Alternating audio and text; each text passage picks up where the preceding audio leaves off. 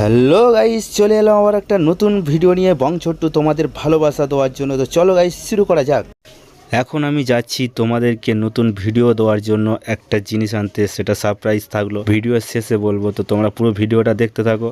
আর যদি ভিডিওটা ভালো লাগে তো লাইক কমেন্ট শেয়ার অবশ্যই করো। ক্যানিং হসপিটাল মোড়ের রাস্তা, তোমরা এটা দিয়ে যাচ্ছি, ডান দিকে পড়বে আমজারা এবং বাম দিকে ক্যানিং। তো চলো আমরা যাবো এখন ক্যানিংয়ের দিকে। আমি যাচ্ছিলাম ম্যাজিকের ছাদে উঠে, কারণ ম্যাজিকের ছাদে উঠে গেলে সব দিকটা ভালোভাবে দেখা যায়, কিন্তু ভেতরে বসলে কেমন একটা লাগে, তাই জন্য ম্যাজিকের ছাদে উঠে যাচ্ছিলাম। আমি এখন চলে এসেছি ক্যানিং হসপিটাল মোড়ে। দেখতে পাচ্ছ এটা হলো ক্যানিং হসপিটাল মোড়, এই দিকটাকে আমজারা গিয়েছে আর এদিকটা হলো ক্যানিং। তো আমরা এখন যাব ক্যানিংয়ের দিকে। তো চলো, যেতে যেতে কথা হচ্ছে, অনেক কথা আছে। যদি ভিডিওটা ভালো লাগে তো লাইক কমেন্ট শেয়ার অবশ্যই করে দিই। তো দেখতে দেখতে আমি এখন ক্যানিংয়ের ব্রিজের ওপরে আছি। তো এটা মাতলা নদীর ওপরে আছে এই ব্রিজটা। সত্যি রাতেরবেলা খুব সুন্দর লাগে, চারদিকে কেমন হচ্ছে দ্বীপ হয়ে গেছে, মাঝখানটায় এপারও দ্বীপ হয়ে গেছে এবং ওপারটাও দ্বীপ হয়ে গেছে। দেখো, তোমাদেরকে দেখানোর চেষ্টা করছি। আর যারা এখানকার বাসিন্দা হবে, ক্যানিংয়ের তো বাসিন্দা যারা, তো জানোই যে ব্রিজটা এখানে কতটা ভালো বা কতটা সৌন্দর্য। এখানে বিকেলে করে সবাই আড্ডা মারতে আসে। আর যদি কেউ এখানে ঘুরতে আসতে চাও তো কমেন্ট করে জানাও, তাকে কীভাবে আসতে হবে আমি তাকে সব ডিটেলস বলে দেবো। ক্যানিংয়ে ঢুকে হঠাৎ দেখতে পেলাম এই গাছটি, বুঝতে পারছি না এই গাছটি কি, তাই ভিডিও করে নিলাম। তোমরা যদি কেউ জানো তাহলে কমেন্ট করে যাও এই গাছটিকে কি বলে। তো টিকিট কাটার জন্য স্টেশনে চলে এসেছিলাম, প্রচুর ভিড় দেখলাম। তো লাইন পড়েছে বিশাল, তার মধ্যে থেকেও টিকিট কেটেছি। তো সেই লাইন ঠেলে টিকিটটা কেটে নিয়েছি কোনো রকমে, নিয়ে স্টেশনের উপরে এসেছি। এই ট্রেনটা দেখতে পাচ্ছি, এই ট্রেনে করে আমরা এখন যাব। তো টিকিট কাটা আমার কমপ্লিট হয়ে গেছে। আমি এখন যাচ্ছি, আর গিয়ে সামনের দিকে দেখি, সামনের দিকে যদি সিট পাই তো সামনের দিকে বসবো, কারণ আমি তো নামবো পুরো শিয়ালদাতে, তাই আমি সামনের দিকে বসলে তাড়াতাড়ি হবে। তাই আমি একটু এগিয়ে যাচ্ছিলাম হাঁটতে হাঁটতে। আর ট্রেনটা একটু লেট আছে, তাই জন্য আমি হাঁটতে হাঁটতে এগিয়ে গেছিলাম। তো তোমরা দেখতে পাচ্ছ আমি হেঁটে যাচ্ছি স্টেশন দিয়ে, আর আশেপাশের লোকেরা আমার দিকে এরকম করে তাকিয়েছিল, ঠিক আছে।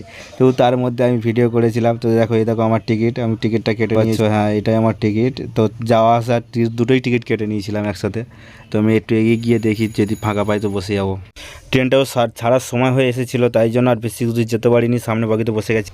তারপরে ট্রেনটা ছেড়ে দিল আস্তে আস্তে, চিক চিক চিক চিক চিক চিক চিক চিক চিক চিক চিক।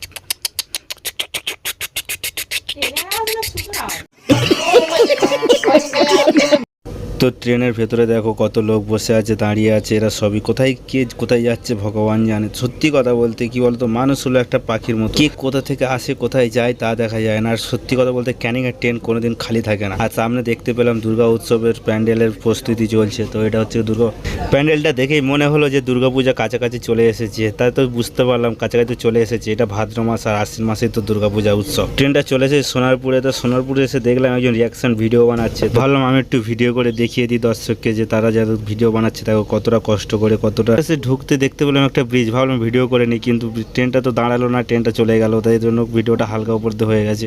ফাইনালি নেমে গেলাম আমি স্টেশনে, শিয়ালদা স্টেশনে। তো দেখতে হচ্ছে প্রচুর ভিড় হয়েছে, তার মধ্যে ঠেলা ঠেলে আসছিলাম। তারপর মনে পড়লো যে না, আমার তো ট্রেনের টাইম হয়ে গেছে। তারপর আস্তে আস্তে ছুটতে ছুটতে গিয়ে দেখি ট্রেনটা লেটে ছিল, তাই সবে ঢুকছিল। তো যাই হোক, ট্রেনটা পেয়ে গেলাম, খুব ভালো হলো। কিন্তু ট্রেনটা যে এত লেটে ছাড়বে সেটা বুঝতে পারিনি। তো ভাবলাম একটু ভিডিও করে নিই। তো ট্রেনের সামনে একটু ভিডিও করছিলাম, তো সবাই আমার দিকে তাকিয়েছিল। তো আমি কি বলবো, হাসিও পাচ্ছিল, কিন্তু কিছু করার নেই। ঠিকঠাক তো দেখি ট্রেনটা চলে এলো, আয় আয় আয় আয়, ট্রেনটাকে ডেকে নিলাম, ট্রেনটা এলো। কিন্তু ট্রেনটা যে এত লেট হবে আমি বুঝতে পারি। দেখি আমি ট্রেনটা সামনের দিকে এগিয়ে যাচ্ছিলাম, বলি যাই দিকে এই ট্রেনটাই যাবো। তো ট্রেনটা ছিল 2:12, তাই ট্রেনে যাবো বলে এগিয়ে যাচ্ছিলাম। দেখি সামনের দিকে যদি যাই, তো আমি এখন যাবো সেই ডানকুনিতে, তোমাদেরকে ভালোবাসা দিতে এবং সুন্দর ভিডিও উপহার দিতে যাচ্ছি আমি একটা। তো ফাইনালি আমাদের ট্রেনটা ছেড়ে দিয়েছে, ডানকুনির ট্রেন ছেড়ে দিয়েছে। তো এখন আমি তো দেখতে পাচ্ছ যাচ্ছি, খুব নিজেকে এক্সাইটেড লাগছে এবং মনে হচ্ছে একা একা যাচ্ছি, কিন্তু তোমাদের সঙ্গে কথা বলছিলাম বলে ভালো লাগছিল। আর ট্রেনের মধ্যে অনেকে দেখি আমার দিকে তাকিয়েছিল, কিন্তু কি করবো, তবু ভিডিও বানিয়েছি শুধু তোমাদেরকে ভালোবাসা দেওয়ার জন্য।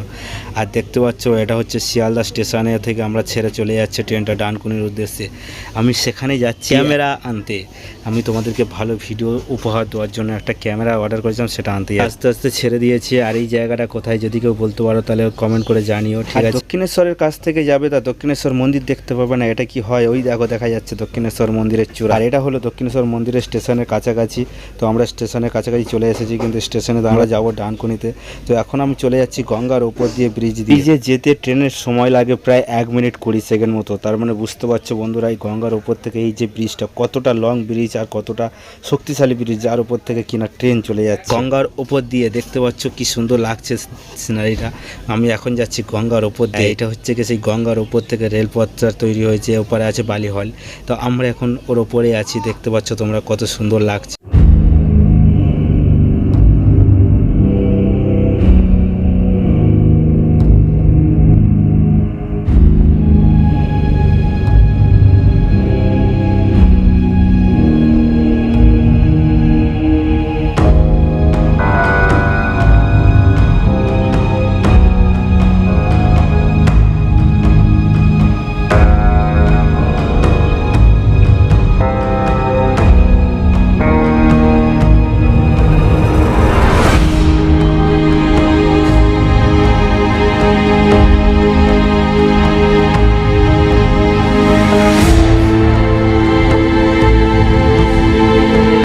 আমরা চলে এলাম ডানকুনি স্টেশনের উপরে, দেখতে পাচ্ছ ডানকুনি স্টেশন, এটা হলো, হ্যাঁ এইটা হলো ডানকুনি স্টেশন। এখন ট্রেনটা দাঁড়াবে তখন আমরা নামবো, তো এখন রানিং আছে তো চলছে।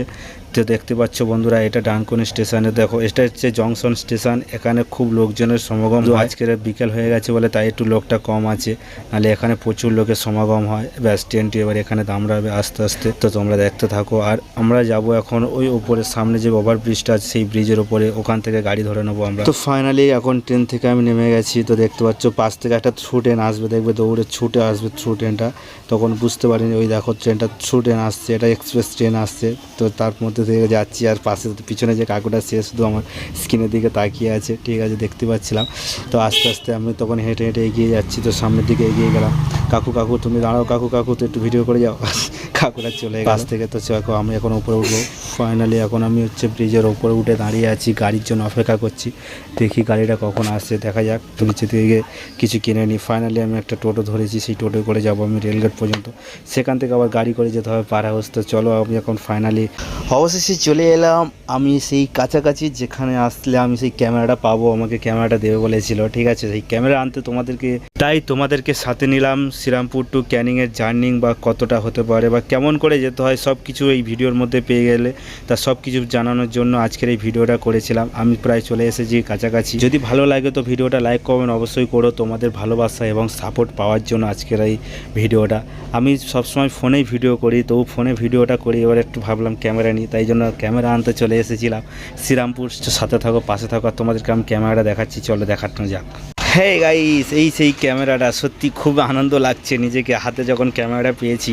শুধু খালি ভাবছি কখন ভিডিও করব। তো চলো তখন কতটা আনন্দ হচ্ছিল, তোমাদেরকে একটু ভালো কিছু উপহার দেওয়ার জন্য আমি আজকের এই ক্যামেরাটা আনতে চলে এসেছিলাম ক্যানিং থেকে, সুন্দরবন থেকে শ্রীরামপুরে। তো যাই হোক, যদি ভিডিওটা ভালো লাগে তো লাইক করবেন অবশ্যই করো, আর পাশে থাকা বেল আইকনটি অবশ্যই ঘন্টাটা